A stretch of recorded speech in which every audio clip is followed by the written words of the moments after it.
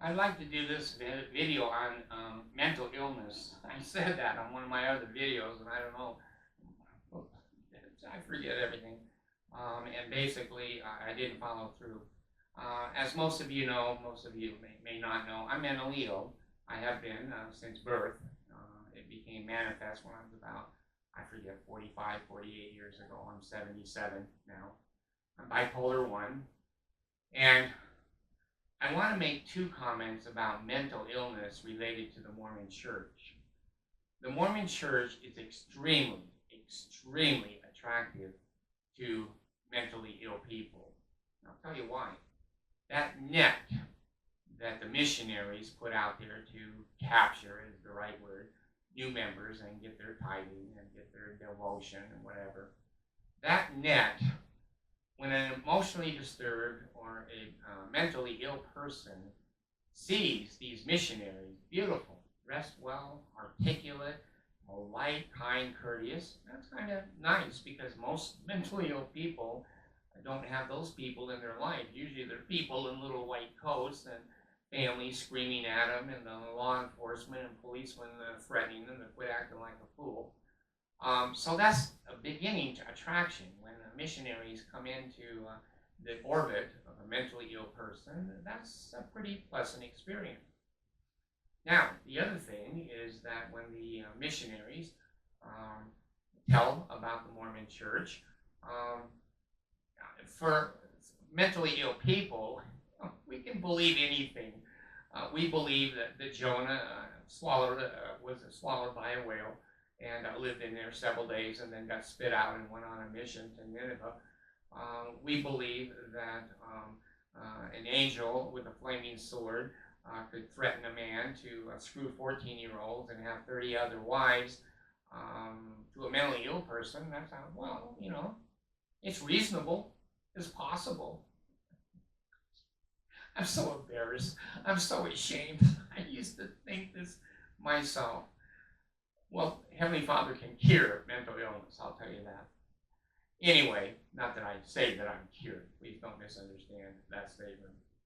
So what I'm saying is the net, the way the Mormon Church captures new members, is extremely attractive to pedophiles and mentally ill. Go to the DSM-5 revised. I think that's the latest statistical manual, and look at all those things in there. If you're dissociative disorder, oh my gosh, all of the people inside of your head can be a member of the church too. If you're schizophrenic, you can hear voices, and certainly you would think that Joseph Smith heard voices, and schizophrenic and even bipolar can be delusional. We can see angels with flaming swords and angels that instruct us to get secret gold plates out of the ground. To mentally ill people, magic and those kinds of things are within the realm of possibility in our mind until we get educated. So, mental illness is extremely attractive for persons to join the Mormon Church. And the Mormon Church missionaries, any missionary you talk to, don't believe me, just talk to your sons and daughters, your friends, people who are divorced, people who are unemployed, people who are disabled, physically, emotionally, mentally, financially, are extremely attracted to the Mormon Church. Those people join the church at a much higher rate than buff, beautiful, educated, knowledgeable persons. They don't join the Mormon Church. I don't know if Mitt Romney was born in the church or not, but most of the ones that are buff, beautiful, etc., I don't think came in as converts. Now, the other thing that relates to what I'm saying is there's many missionaries, John Boleyn and others that indicate in these third world countries where they're getting their membership statistics, they baptize children without permission of their parents. They had a baseball league where all the kids came over and played soccer and baseball. And to be part of that in a third world country, they had to get baptized. So they're very inclined. In fact, now I think about it, 2 of my 7 wives were mentally ill. and documented, vetted mentally ill, and they joined the church. And one of them didn't want to go to a baptismal font in the chapel. She wanted to be baptized in the ocean. And the missionaries were so desperate in California, they took her to Ventura Beach in California and dunked her in white clothes in the ocean, and that was a baptism.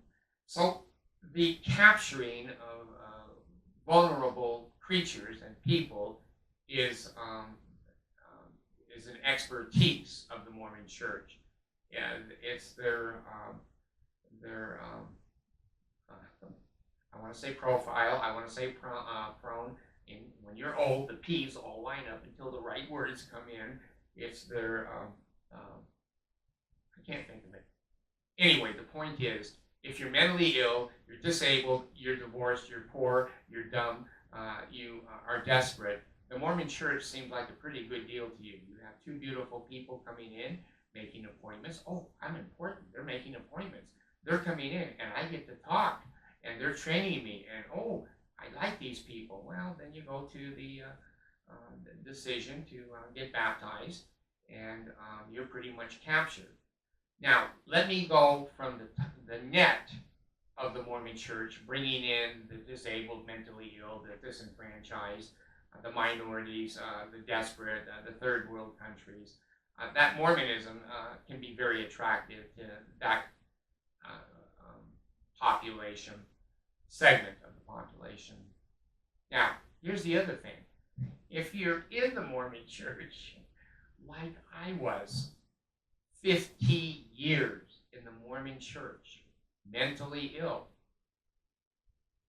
it still at times seemed to be a good deal, because as a mentally ill person, I was well educated. I worked and I had many jobs, but I couldn't keep the jobs, and I had maybe a week, 2 weeks in between jobs that I didn't have any money. And the welfare system of the Mormon Church, oh my God, when I was in the Mormon Church, I thought, this is the lottery. This is the lottery. I can get brooms, I can get free diapers, I can get milk, I can get food. They'll pay my rent, they'll pay the utilities, they'll pay a car payment now and then. My gosh, I have the catch net of the United States, food stamps, Section 8 housing, Medicaid, etc. But now I have a new layer of welfare benefits, and I don't have to qualify. My membership, I just go to the bishop and say, hey, I'm poor. Okay, I'll write you a check, and my assistant will be the second signature on the check. Here you go. We pay for your stupidity. So that was a very attractive thing to me as a mentally ill person and a person who had a big family. They protected me and having a big family. I thought we were somewhat in a partnership. I produce the kids. If I get short on money, they'll help. Well, they made my mental illness worse. They made it worse. Pretty soon, I couldn't function. I tried to commit suicide 4 times while I was in the Mormon Church. One time since I've been out, because they won't remove my name. But anyway, when I was in the Mormon Church, my mental illness became worse.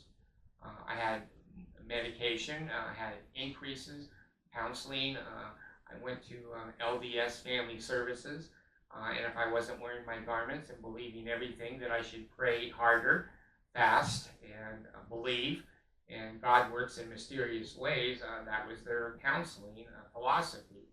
Well, I've got 2 master's degrees in counseling, and I should have been able to red flag that and go, God, this is just a political arm of the Mormon Church directing me back to, it's all my fault, pay your tithing, it's all my fault, and someday in eternity you'll know that the church was true.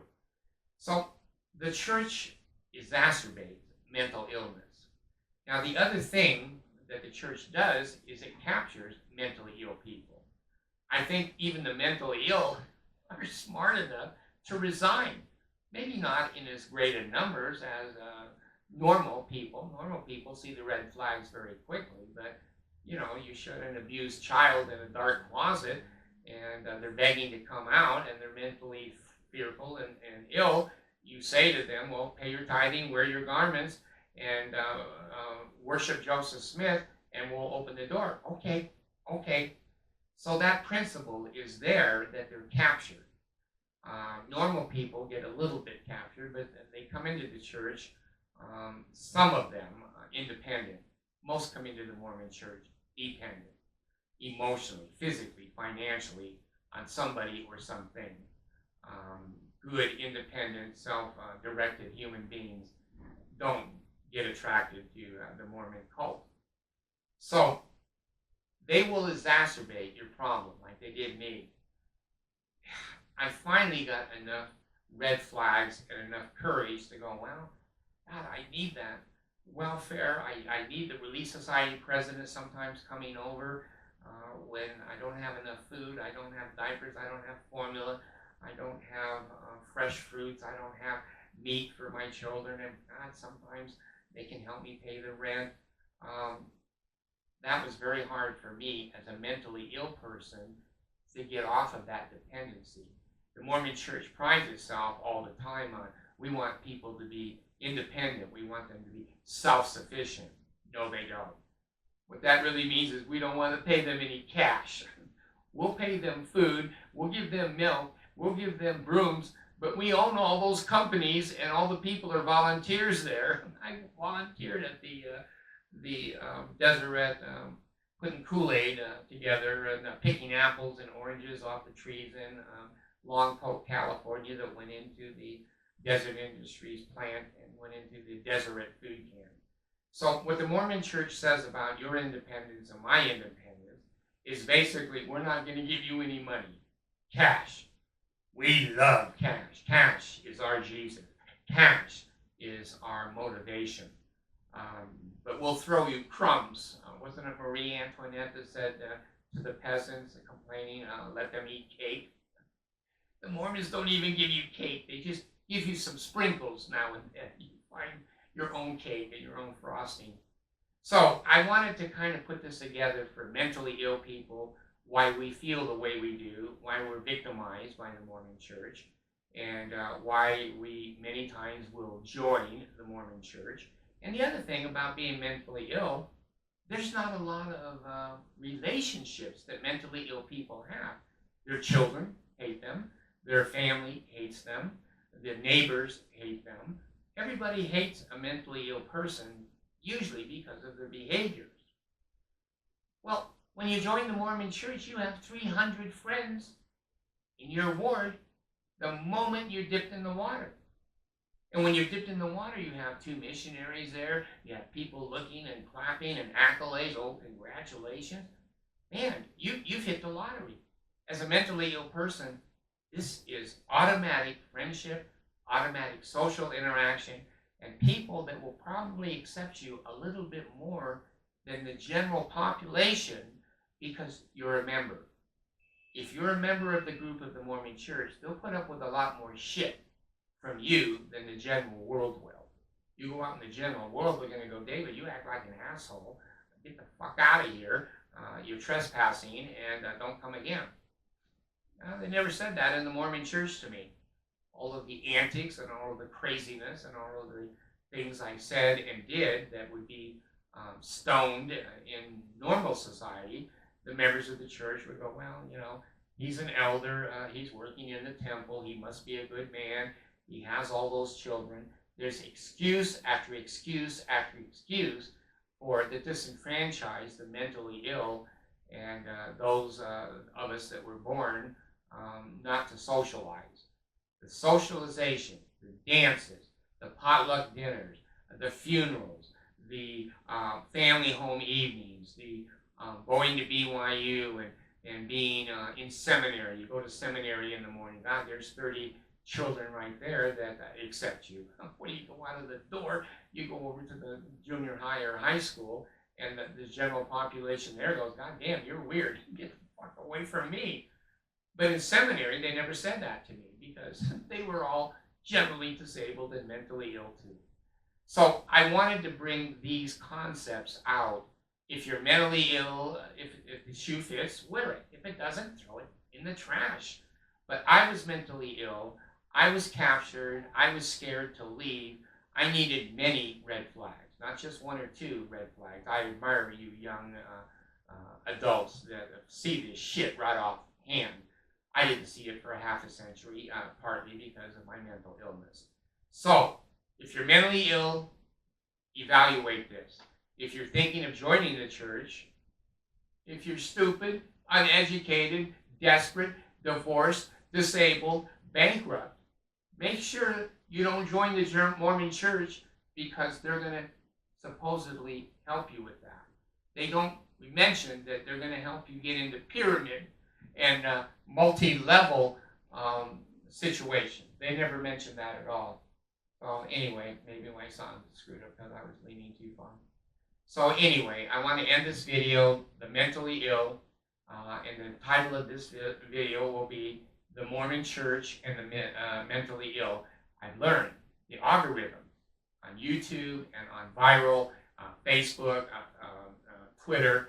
When you use the word at the beginning of your videos, Mormon Church or Mormon, bam. That's the most Google search word concerning the Mormon Church. So anyway, Mormon Church, mentally ill. Thanks. David's gone.